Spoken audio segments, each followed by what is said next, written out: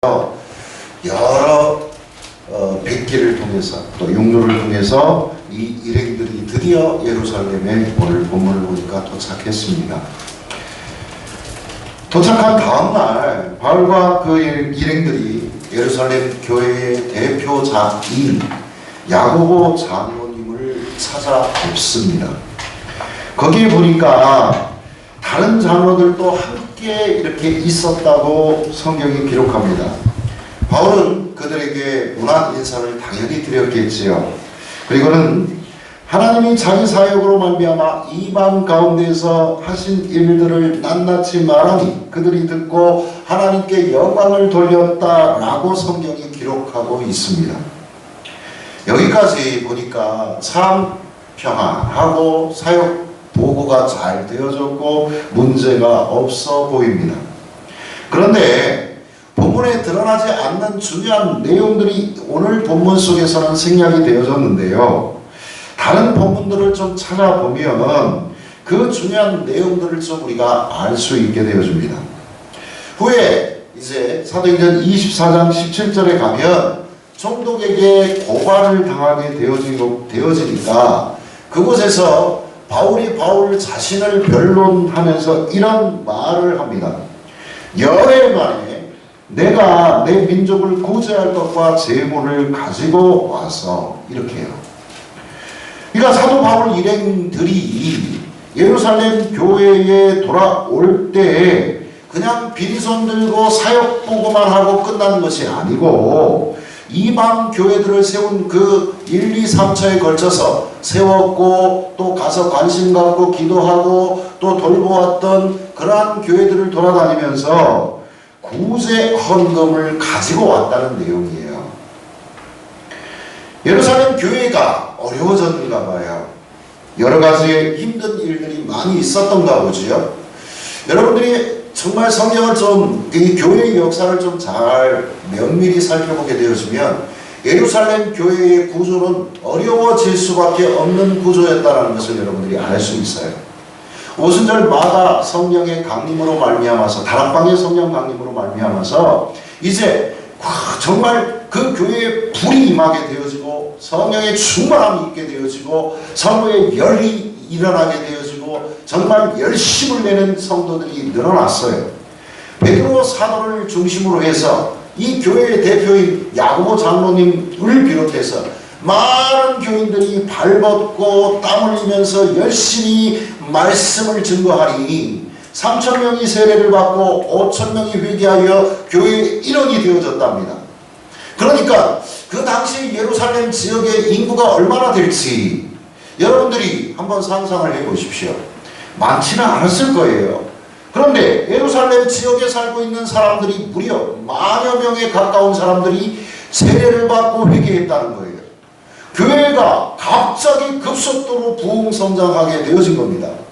그런데 여러분 중요한 건 뭐냐면 사도행전 2장 42절 이하의 말씀들을 보게 되어지면 모여서 전혀 말씀을 전혀 묵상하고 또 기도하기에 전혀 힘쓰고 마지막에 서로 떡을 떼었다 이렇게 되어 있어요.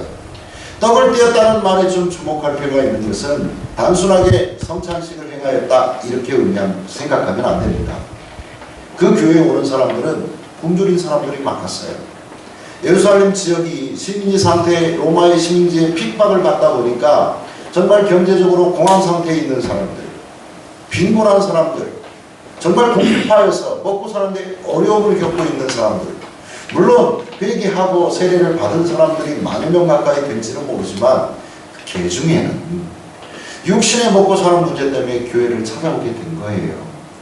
그러다 보니까 떡을 떼고 나누어 주는 데 있어서 물질적으로 한계가 있잖아요. 바나바 같은 그 사역자가 자신의 전 재산을 팔아서 예루살렘 교회에 헌금을 하였단 말입니다. 그러한 경우들이 종종 나타나기는 했습니다만 물질적으로 한계가 있게 되어진 거예요.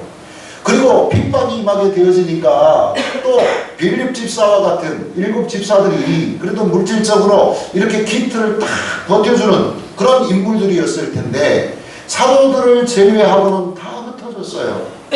복음을 들고 이방 땅으로 사마리아 땅으로 다 흩어져 버렸습니다.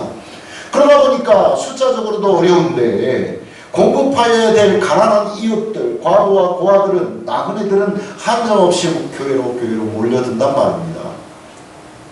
어렵지요. 이제 이해가 되지요. 바울은 아팠어요. 그래서 이방 사역지를 돌면서 그저 그냥 복음만 증거했던 게 아니라 예루살렘 본교회의 어려움을 여러분 좀 아셔야 됩니다. 여러분들은 빚진 자들입니다. 복음의 빚진 자들입니다. 예루살렘 교회가 태동이 되어지지 않았다면 여러분들에게도 복음이 심겨지고 여기에 교회가 개척이 되어지고 여러분들이 이렇게 힘써 모일 수 있었겠습니까? 그러니 예루살렘 교회의 어려움을 외면한다는 것은 한 믿음의 형제로서, 자매로서 여러분, 이거는 정말 하나님의 뜻을 배역하는 행위입니다. 이렇게 해서 헌금을 모은 거예요. 이 부분이 오늘 본문에는 생략이 된 겁니다. 이 헌금 문제는요, 예루살렘 교회와 이방 교회 사이에서 매우 기독교 역사의 중요한 전환점을 이루고 있습니다. 이 부분을 그냥 어려우니까 이웃 교회들이 좀 헌금해서 좀 어려운 교회 도와주는 게 뭐 그게 큰일이라고. 그런데 기독교 역사에서는 이게 엄청나게 중요한 사건이에요. 사도 바울이 구제헌금을 모금하는 데에만 관심을 가지고 있던 것이 아닙니다. 그리고 자신의 여정과 관련하여서 성도들에게 이렇게 부탁을 했어요. 뭐라고 부탁을 했냐면 로마서 15장을 보니까 그러나 이제는 내가 성도를 섬기는 일로 예루살렘에 갑니다. 이렇게 기록을 해놔요. 무슨 얘기입니까? 자, 성경에서 이제껏 사도 바울이 왜 그렇게도 예루살렘 교회를 향하여서 예루살렘으로 가려고 하는지 잘 드러난 대목이 없는데 로마서 15장을 보니까 무슨 일로 예루살렘에 갑니까? 성도들을 섬기기 위해서. 여기서 섬긴다는 것은 구제하기 위해서예요. 다만 로마서에 성도들을 섬기는 일로 예루살렘에 간다라는 게 언급되어져 있는데요. 여러분, 성도들을 섬기기 위해 간단 말이에요. 이 성도를 섬기는 일이라는 게 무슨 얘기입니까? 히브리식으로 관용적인 그들의 표현대로 한다 그러면 구제를 얘기하는 거예요. 구제를 목적으로 해서 예루살렘 교회의 어려운 이들을 찾아 내가 그들에게 무엇인가 돕고 봉사하고 내가 섬길 수 있다면 그 일을 위해서 나는 갑니다. 로마에 가기 전에. 이는 마게도냐와 아게아야 사람들이 예루살렘 성도 중 가난한 자들을 위하여 기쁘게 얼마를 연보하였습니다. 여러분, 우리 교회가 적어도 한국기독교장로회 군산도회 82개 교회의 헌금으로 만들어진 교회예요. 여러분, 각 교회의 재정 상태에서 200분의 1 헌금을 1년 동안 모았습니다. 그래서 그 헌금을 토대로 하여서 여러 교회들의 또 큰 교회들의 도움을 받아서 우리가 땅을 매입하고 건물을 짓고 우리가 이렇게 예배를 드리게 되어진 거예요. 그런데 우리를 도왔던 어떤 교회가 있습니다. 그 교회가 조금은 여러 가지의 사정으로 인해서 경제적인 한파로 말미암아서 그 교회가 어려움을 당하게 되어졌어요. 우리 교회는 정말 하나님의 은혜로 말미암아 성령의 충만한 그 배려하심으로 말미암아 우리 교회는 날로 성장했습니다. 여러분, 우리 교회는 어떻게 해야 됩니까? 당연히 빚진 자의 마음을 가지고 그 교회들을 도와야 되는 거예요. 당연히 정말로 우리들의 교회가 세워진 과정이 하나님의 은총과 성령의 감동 감화와 예수 그리스도의 무한하신 사랑으로 되어진 교회이기 때문에 우리는 당연히 내어놓아야 되는 거예요. 적어도 단돈 10만 원의 헌금을 해서 이 교회가 세워질 때 그 헌금을 했던 교회들이 있다면 꼭 받아서가 아니라 교회가 없어질 상황이 있다면 우리가 물질적으로 돕는데 한계가 있다 할지라도 기도로 도와야 되는 거예요. 이렇게 된 거예요.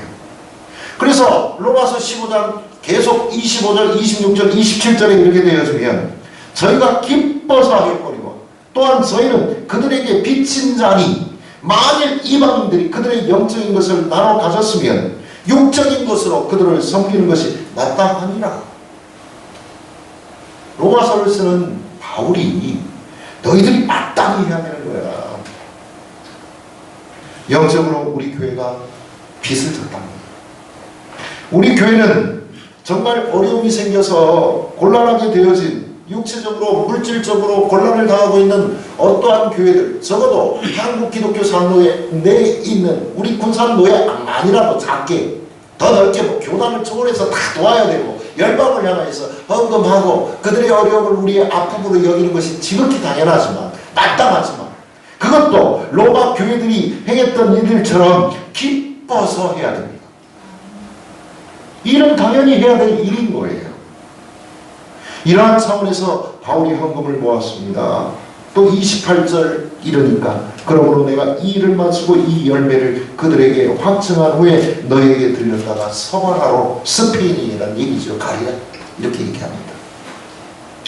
여러분, 우리가 바울을 통해서 예루살렘 교회를 왜 향하여 가는지를 우리가 이 말씀들을 정리해 보면 두 가지로 요약할 수 있습니다. 첫째는 거둬준 헌금을 가지고 예루살렘으로 가서 구제 헌금을 전달을 하겠다는 거예요. 이 열매란 바로 구제 헌금을 의미합니다. 그리고 이 열매를 그들에게 확증한다고 합니다. 구제금을 전달하는 것으로 끝나는 것이 아니라 어떤 확증이 있어야만 된다는 것이 이유가 담겨 있는데, 이 의미가 뭘까? 여러분, 당시 초기 기독교 시대에 이거 잘 들으셔야 됩니다. 유대인들이 하루에 3가지씩, 유대인 남자들이 엄밀히 말하면 3가지씩 감사기도를 했다는 거 아십니까? 첫째는 뭘까요? 내가 남자로 태어나서 감사합니다. 두 번째는 뭘까요? 내가 여자로 태어나지 않아서 감사합니다. 여러분, 여성 성도 여러분, 복 받은 줄 알고 유대인으로 안 태어난 걸 감사하게 생각해야 돼. 오, 김명아 집사님 꽃밖에 끼네. 여러분, 진짜예요. 이런 기도를 지금도 유대인들이 하고 있어요. 마지막 3번째가, 하나님, 제가 이방인들로 태어나지 않은 것이 감사합니다. 여러분, 우리 한국인으로서 얼마나 이게 슬픈 기도입니까? 그죠? 여러분, 여기서부터 이들이 얼마나 이방인들을 경멸적으로 대했던가 하는 것을 알 수 있죠. 경이야 어찌됐든 이방인 교회에서 헌금을 모아왔다는 걸 주목하셔야 됩니다. 지금 받는 교회는 유태인 교회예요. 이거를 좀 생각해야 돼요. 이게 쉽게 받아질 일입니까? 이들이 그리스도인이 되어졌지만, 성령 충만으로 교회가 태동이 되어져서 그리스도 교회가 만들어졌지만, 이들은 아직도 유대인의 관습에 젖어서 살고 그런 의식과 사고 속에 살아가고 있는 사람들이에요. 이방인들이 헌금을 모아줘서 우리가 힘들고 배고프고 정말 어려우니까 모아갖고 왔는데, 이거를 받기까지 얼마나 힘들었을까를 한번 생각해 보라는 거예요. 매일같이 하나님, 내가 이방인으로 태어나지 않은 게 감사합니다 라고 기도하는 이 사람들, 이 돈을 받아 자존심 있지, 현실적으로 불가능한 일입니다. 있을 수 없는 일이에요. 여러분들이 쉽게 생각하면 안 돼요. 이 시대 2000년 전에 이 예루살렘 상황 속에서 이거를 받는다? 내가 굶어 죽으면 죽었지. 그런데 반전이 일어났어요. 그들이 기꺼이 이 헌금을 받아들이고 하나님께 감사하며 영광을 돌렸답니다. 이것이 기독교 역사의 이정표가 된 거예요. 단순히 자기들이 생각하기에는 우리의 하나님이거든요. 선mit의식에 쩌들어 있던 유대인들의 입장에서 보면 그리스도도 우리만의 그리스도이거든요. 교회가 대동이 되어져서 예루살렘 교회를 중심으로 되어진 모든 것이 다 자기들 마음속에서 하나님께서 우리 민족을 구원하기 위해서 예수를 십자가에 죽게 하셨다라는 고백으로 그들은 일관되어 왔거든. 고넬료의 가정에 베드로가 방문하기 전까지 이방인들은 짐승 취급을 당할 수밖에 없었거든요.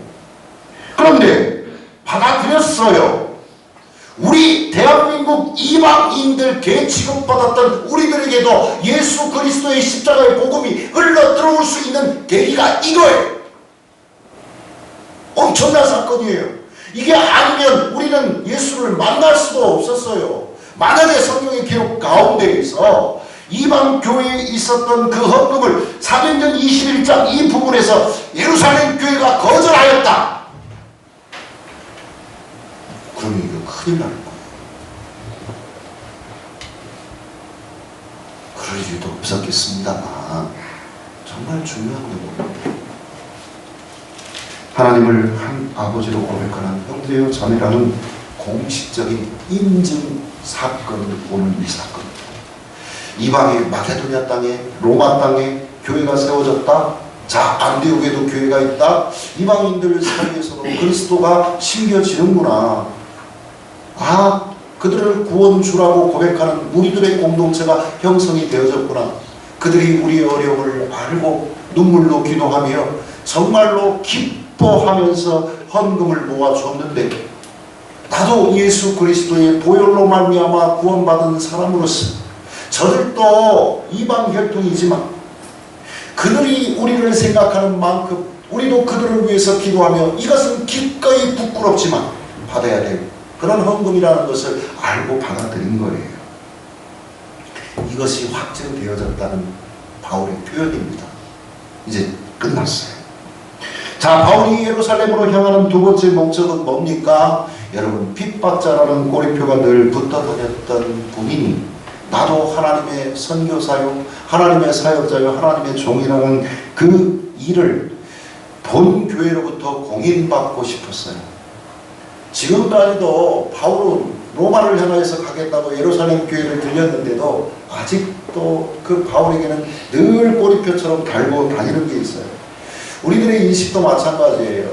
여러분, 제가 어디 가서 어저께도 그 교회에 제가 아는 목사님 그 딸이 결혼을 해서 갔어요. 갔더니 목사님들하고 같이 식사를 하는데 야, 왜 이렇게 힘들고 어렵게 인터컵을 해? 막 스트레스 받는 거예요. 아니, 다음 교회에서 그렇게 한다면서 막 스트레스를 주는 거예요. 아유, 선배 목사님들이니까 제가 그렇게 얘기를 합니다. 목사님, 저는 어렵고 힘든 일들 잘 쫓아다니잖아요.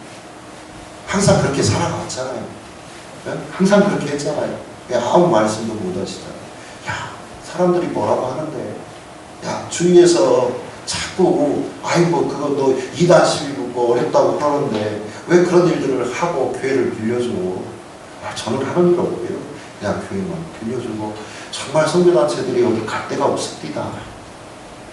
당당하게 얘기했어요. 여러분, 제 생각에는 제가 늙어 죽어서 하나님 나라에 가서 어떤 심판과 어떤 칭찬을 받을지는 모르지만 그 일이 있기 전까지 평생 동안 나는 인터폰 목사로 아마 낙인이 찍혀 있어요. 바울도 똑같은 거예요. 핍박자로 섰던 그 과정이 그대로 지금 수십 년이 지났다니까요. 그런데도 쫓아다니는 거예요. 핍박하는 일에 가장 악랄했던 인물이 바울 아닙니까? 그랬던 그가 예수를 믿고 거듭나서 복음을 증거한답시고 이방인의 땅에 들어가서 복음 증거한다는 거예요. 그런데도 사람들 가운데서는 아직도 저 사람을 의심하는 눈초리가 끊임없이 쫓아다니는 거예요. 예루살렘 교회에 도착한 바울은요, 3차에 걸친 사역을 보고하게 됩니다. 그리고 그 열매로 교회가 번성하게 되어졌다. 형제의 편으로 이 예루살렘 교회도 한 형제여 믿음 안에서 그리스도 안에서 다 자매인 것을 밝히고 구제 헌금을 전달을 합니다. 보고를 듣는 이들이 이방 땅에 나타났던 하나님의 구원의 역사가 실로 놀라웠고 그것으로 말미암아 하나님께 영광을 돌렸다고 분명히 성경은 기록하고 있습니다. 이로써 두 가지 사실이 확상이 됩니다. 먼저는 이제껏 유대인들은 민족주의 개념 속에 사로잡혀 자기들만의 하나님인 줄 알았는데 이제는 자, 이방인의 하나님이시기도 맞구나 하는 막힌 담이 헐어져 버렸다는 것. 그리고 예루살렘 교회의 사역자인 이 바울이 사역자들 뿐만 아니라 바울 역시도 하나님의 동역자요, 하나님의 선교 동역자, 아니 선교 사역자라는 것을 이 본문이 분명히 밝히고 있는 겁니다. 그래서 바울과 이 모든 교회 공동체는 한 몸, 한 마음, 한 지체라는 것을 예수 그리스도를 머리로 둔 사건이 이 사건입니다. 여러분 오늘 굉장히 중요한 말씀입니다. 교회는 공교회입니다. 가톨릭입니다. 여러분 우리가 뭐 천주교를 향해서 가톨릭 그러는데 이 가톨릭이라는 말이 굉장히 좋은 말이에요. 공적인 교회입니다. 공동교회입니다. 예수 그리스도 안에서요. 우리 교회는 우리만의 교회가 아니라 전 세계와 형제된 교회예요. 이게 에큐메니칼입니다. 이제 사도 바울은 이러한 권한을 가지고 이제 로마로 향하게 되는 거예요. 이제 든든한 거예요. 나도 사도라고 확실히 우리 예루살렘 초대교회에서 인정받았습니다. 인간이잖아요. 지금까지 이게 마음의 짐이었단 말이에요. 박해자의 꼬리표, 의심의 눈초리. 여러분 평생 쫓아다닌다고 생각을 해보십시오. 여러분 그런데 뜻밖의 또 난관이 또 있어요. 또다시 긴장이 또 만들어져요. 다 풀린 줄 알았다. 우리 남북관계도 그렇잖아요. 요거를 계기로 또 풀린 줄 알았어요. 더 6.15 선언이 나올 때만 해도 금방 통일될 것 같았어요. 또 난관 11년의 세월이 그냥 허비되어져 버렸어요. 또 난관이 찾아왔어요. 사역을 보고하고 하나님께 영광을 돌릴 때까지만 해도 장로들이 참 좋았는데 교회가 참 평안했는데 장로들이 또 이야기를 하는 겁니다. 유대인 중에 믿는 자가 수만 명이 있습니다. 그리고 그들이 율법에 다 열성을 가진 자들입니다. 그리고는 이렇게 얘기를 합니다. 당신에게 아주 안 좋은 소문이 퍼지고 있습니다. 네가 이방에 있는 모든 유대인들을 가르치되 모세를 배반하고 아들들에게 할례를 행하지 말고 또 관습을 지키지 말라 한다음을 그들이 들었도다. 오늘 보고 21절이에요. 무슨 내용입니까? 바울이 율법을 무시한다는 겁니다. 율법은 따르지 말라는 겁니다. 그런데 여러분 이게 사실일까요? 여러분 우리들의 신앙생활에 있어서 구약의 전통은 굉장히 중요한 겁니다. 구약이 없이는 신약이 설 수 없고요. 예수 그리스도의 모든 사역은 그 모든 삶은 구약에 이미 예언된 것이 신약에 와서 성취가 되어진 거예요. 이게 구속사의 흐름이에요. 무시해서는 안 되는 부분이에요. 바울이 이랬다면 큰일 날 일이에요. 헛소문이고 거짓말입니다. 이 소문을 여러분들이 보게 되어지면 정말 바울에 대해서 싫어하는 사람들이 낸 소문이라는 것을 알 수 있어요. 자, 이러한 소문들이 계속 이어지고 있어요. 예루살렘 교회가 이거는 사도입니다. 예수 그리스도의 복음을 전거하는 선교사역입니다. 우리와 동등된 동역자입니다. 선포를 했어도 이것으로 말미암아서 여전히 교회 내부적으로 꺼림칙한 그런 계획이 문제가 남아 있다는 게 중요한 거예요.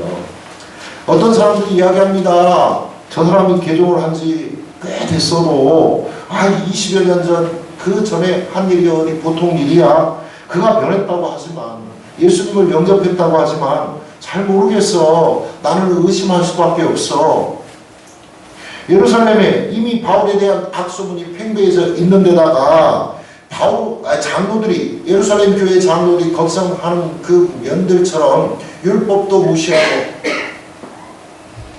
유대교회 관습도 그냥 철저하게 배격하는 그런 인물이라는 소문이 난 거예요. 그러니까 그 바울을 아끼고 사랑했던 동역자들이 그 예루살렘 교회의 장로들이 한 가지 묘안을 제시합니다.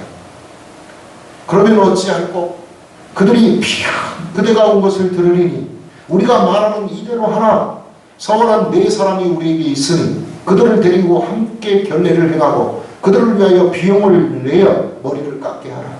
그러면 모든 사람이 그대에 대하여 들은 것이 사실이 아니고 그대로 율법을 지켜 행하는 줄로 알 것이라.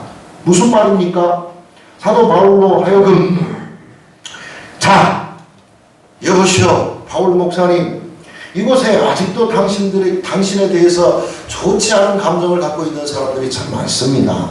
게다가 아주 질 나쁜 소문이 계속 돌고 있어요. 당신 들어서 알고 있지요. 당신이 말이에요. 모세와 율법과 할례를 반대하고 율법에 근거한 관습들을 무시한다는 소문이 이 중에 그냥 팽배하게 퍼지고 있어요. 만약 당신이 이 문제를 그냥 회피한다면 더 큰 문제가 생길 겁니다. 자, 그러니 우리가 보라는 대로 좀 하시오. 현재 우리 예루살렘 교회에 나시린으로서의 서원을 한 사람이 4명이 있습니다. 그리고는 오늘 내용을 얘기한 거예요. 나시린이라는 뭡니까? 이 서원을 통해서 이게 짧게는 3일, 길게는 평생 동안, 때로는 30일, 3개월, 1년 이런 식으로 서원을 해서 내가 온전히 하나님의 사람으로 서겠습니다. 이 기간만큼이라도 내가 이렇게 하나님께 전적으로 헌신하겠습니다 하는 서원이거든요. 자, 보면 이 서원을 하게 되면 3가지를 금하게 되어집니다. 첫째는 포도주나 독주를 마셔서는 안 됩니다. 평상시에 먹고 마시는 건 상관없지만 이 기간만큼은 안 돼요. 두 번째는 뭡니까? 머리에는 절대로 칼을 대서도 안 됩니다. 셋째는 부정한 것, 곧 죽음의 시체나 다른 어떠한 것들을 만져서도 안 됩니다. 나시린의 서원 기간 동안 지켜야 할 중요한 항목입니다. 그리고 서원이 끝나고 나서는 머리를 깎게 되어져 있어요. 삭도를 대지 않으니까 끝나면 머리를 대서 삭도를 대서 칼을 대서 머리를 깎을 수 있는 게 이제 서원 기간이 끝났습니다 라는 그런 어떤 행위의식이에요. 그리고 제사를 드리게 됩니다. 지금 마침 나시린의 서원을 한 예루살렘 교회의 성도들이 4명이 있으니 바울 선생, 당신이 그 사람들을 데리고 와서 다 끝나기까지 기다렸다가 이 예식을 주관하고 제사를 드리고 거기에 필요한 경비도 당신이 되시오. 그러면 사람들이 바울은 절대 그런 사람이 아니구나, 율법을 잘 지키고 준행하는 사람이구나 라는 것을 알 것이요. 여러분들에게 묻겠습니다.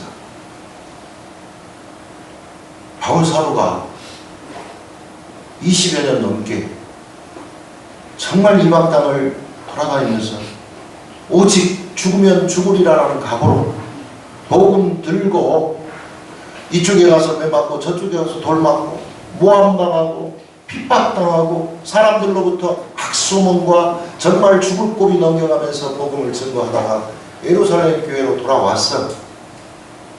내가 그랬다고 칩시다. 기분 나빠요, 안 나빠요? 안 나빠요? 내가 바울이라면 못해요. 내가 왜 이 일을 해야 됩니까?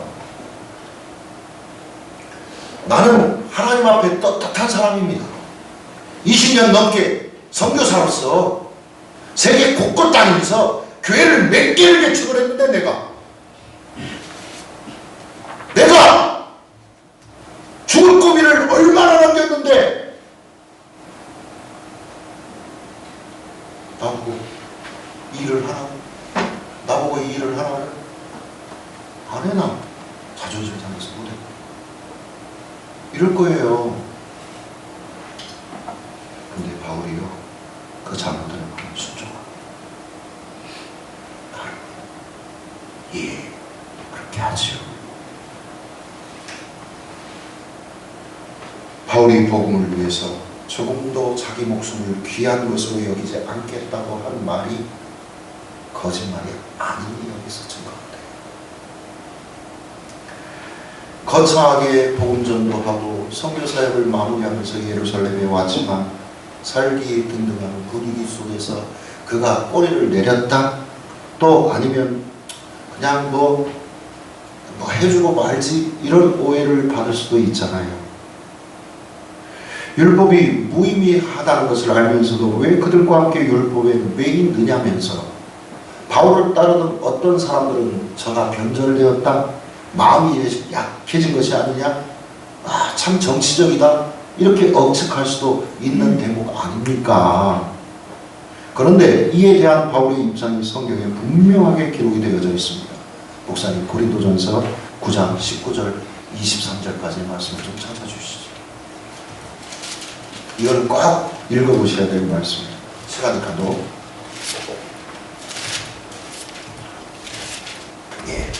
한 목소리로 19절부터 23절까지 읽습니다. 시작. 내가 모든 사람에게서 하려거나 스스로 모든 사람에게 종이 된 것은 더 많은 사람을 얻고자 함이라. 유대인들에게 내가 유대인과 같이 된 것은 유대인들을 얻고자 함이요 율법 아래에 있는 자들에게는 내가 율법 아래에 있지 아니하나 율법 아래에 있는 자같이 된 것은 율법 아래에 있는 자들을 얻고자 하며 율법 없는 자에게는 내가 하나님께는 율법 없는 자가 아니요 도리어 그리스도의 율법 아래에 있는 자나 율법 없는 자와 같이 된 것은 율법 없는 자들을 얻고자 함이라. 약한 자들에게 내가 약한 자와 같이 된 것은 약한 자들을 얻고자 하며 내가 여러 사람에게 여러 모습이 된 것은 아무쪼록 몇 사람이라도 구원하고자 하니 내가 복음을 위하여 모든 것을 행하는 복음에 참여하고자 합니다. 아멘. 무엇 때문에요? 네? 오늘 설교 제목이 이겁니다. 생명을 얻기 위한 일상의 섬김. 생명 때문이에요. 여기서 우리가 중요한 한 가지를 분명히 인식해야 됩니다. 지금 바울이 전달한 이방인 성도들의 연보를 예루살렘 교회가 받았다는 것은 서두에서 중간에서 계속 강조하며 말씀드린 것처럼 단순히 물질을 받았다는 그런 말이 아니에요. 주 안에서 한 형제가 되어졌다. 이방 교회도 우리 예루살렘 교회도 한 형제다. 또 하나, 나 사도 바울은 하나님의 당신들과 똑같은 종이요 동등된 사역자라는 공식적인 인정서가 이 사건으로 드러난 거예요. 세계 복음화를 위해서 이 일이 필요해요. 왜 그렇습니까? 바울, 저것은 자칭 사도라고 그러는데 예루살렘 교회에서는 아무도 그를 인정하지 않는데 복음에 걸림돌이 될 수 있어요. 거기에 더해서 사도 바울은 유대인 그리스도인들에게 있어서 율법 없는 자가 되어버리면 각 회당을 통하여서 복음을 증거하는데 커다란 문제가 또 생겨요. 그래서 바울은 고린도전서 9장 19절 이하의 말씀처럼 때로는 율법 없는 자가 되기도 하고 때로는 약한 자가 되고 때로는 율법 있는 자가 되어져서 오직 내가 복음을 위하여 모든 것을 행하는 복음에 참여하고자 합니다. 생명 구원을 위해서 하는 일이다. 선포를 해버리는 거예요. 그 예가 예루살렘 교회의 장로들이 행하라고 했던 나심의 결례에 참여한 겁니다. 오직 생명을 얻기 위해서. 이것이 이 땅을 살아가는 그리스도인들이 우리들이 인지하고 평생 살아가야 될 일이에요. 내가 하는 행동, 내가 하는 소소한 일상의 생활 속에서 여러분들의 삶이 어떻게 되어져야 하는가를 알아야 됩니다. 신앙이 연륜이 깊고 신앙이 좋다라고 얘기하는 사람들이 빠지기 쉬운 함정이 있습니다. 명분과 목적이 분명한 하나님의 큰 일을 하기 위해서 하는 건데 사소한 일을 무시하는 경우가 바로 그런 경우예요. 제가 오늘 우리 교회를 오면서 지연이 되고 오면서 제가 깜짝 놀란 일을 봤어요. 큰 사거리에 교회를 오는데 좀 연세가 있어요. 남자분이 횡단보도도 없고 아무것도 없는데 차들이 쌩쌩 양쪽으로 달리는데 성경책 옆에다 끼고 그 한복판에 서 있어요. 저는 안 그럴 것 같아요. 우리 남대진 목사님 한 소리 하고 그럴 거예요. 소소한 일상이잖아요. 별것도 아니잖아요. 그럴 수 있잖아요. 왜 하필이면 성경 끼고 거기에 있었냐. 차들이 왔다 갔다 쌩쌩쌩쌩. 여러분 그러시면 안 됩니다. 로마로 향하는 거룩하고 분명한 목적이 있습니다. 무시하고 가도 돼요. 거추장스럽게 이 일을 안 해도 되잖아요. 꼭 해야 될 일이에요. 안 해도 되잖아요. 그런데 율법 아래 있는 자들에게 율법 아래 있는 자처럼 낮추어서 그 안으로 들어간 거예요. 바울이 그 모습을 보여지는 거예요. 여러분, 우리 교회도 마찬가지예요. 우리 성도들이랑 그렇잖아요. 일상의 삶 속에서 그냥 안 해도 되는 일이에요. 하지만 우리가 소소한 일상들 속에서도 우리가 착하게 살아야 됩니다. 단순하게 얘기를 하는 건 어떤 면에서 보면 거룩한 명분만 찾으면서 나아가다가 일상의 삶을 무시하게 됨으로 말미암아서 신앙인으로서 예수 그리스도의 영광을 가리는 경우들이 수도 없이 저를 비롯해서 많은 사람들이 하고 있더라 이 말입니다. 제가 그래요. 제가 회개합니다. 그리스도인은 세상에서 반드시 착한 사람들이 되어야 합니다. 그 말을 들어야 돼요. 아, 저 사람 참 착해. 생명을 얻고자 하는 분명한 인식이 내 머릿속에 각인되어 있다면 어떠한 삶의 형편을 살든지 여러분들의 삶 속에서 일상생활 속에서 선한 싸움에서 무너지지 않으시기를 주의 이름으로 축원을 드립니다. 그래야 영원한 목적지에 도착을 하고 내가 하나님 앞에 칭찬받는 자가 될 수 있어요. 또 한번 찾아봅시다. 안 찾아도 됩니다. 이건 제가 읽겠습니다. 모든 것이 가나 모든 것이 유익한 것은 아니요 모든 것이 가나 모든 것이 덕을 세우는 것은 아니라 그런즉 너희가 먹든지 마시든지 무엇을 하든지 다 하나님의 영광을 위하여 하라. 유대인에게나 헬라인에게나 하나님의 교회나 거치는 자가 되지 말고 분명히 성경은 거치는 자가 되지 말라고 하고 있습니다. 여러분, 그래서 그리스도인들은 착해야 됩니다. 교회 안에서만 여러분 거치는 자가 아니라 유대인에게나 헬라인에게나 하나님의 교회에나 거치는 자가 되지 말라고 되어 있어요. 나 때문에 맨날 문제가 생기면 어떻게 됩니까?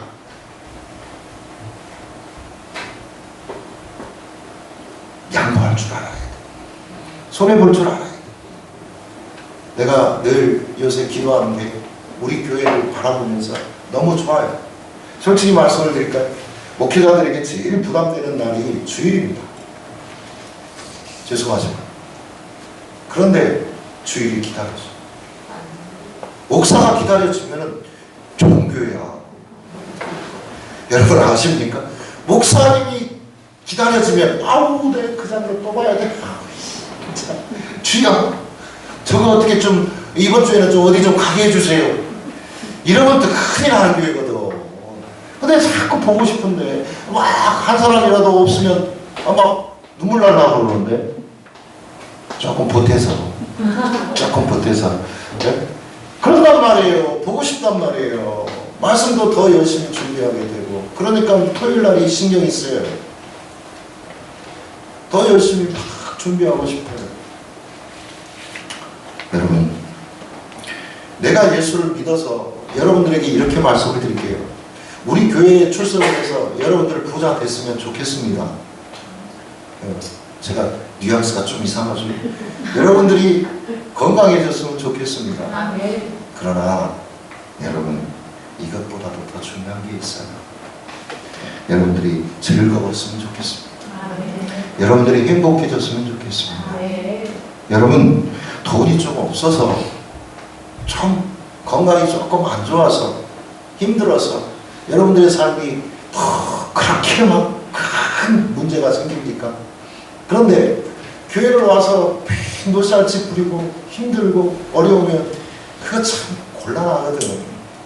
마음 시끄럽거든. 여러분 우리 교회 오셔가지고 평안하십시오. 그러기 위해서는 어떻게 해야 되냐? 양보해야 돼. 손해볼 줄도 알아야 돼. 그리고 싫은 소리도 줄여야 됩니다. 우리의 삶의 목적 내용이 아무리 크고 영광스럽고 하나님께 기뻐드리는 산 제사가 된다 할지라도요, 우리의 일상의 사소한 일들 속에서 여러분들이 무너지게 되었으면 절대 하나님이 기뻐하시지 않습니다. 저는 확실한 성경이 말해요. 오늘 본문이 그렇게 말을 해요. 소소한 싸움을 놓치지 말고 하나님 앞에서 거룩한 승리자가 되시셔서 여러분 하나님 나라의 뚜벅이들처럼 여러분 한 방에 내가 막 제 특기로 그냥 하나님 영광 나타낸다. 웃기지 말라. 일상의 소소한 삶이 또박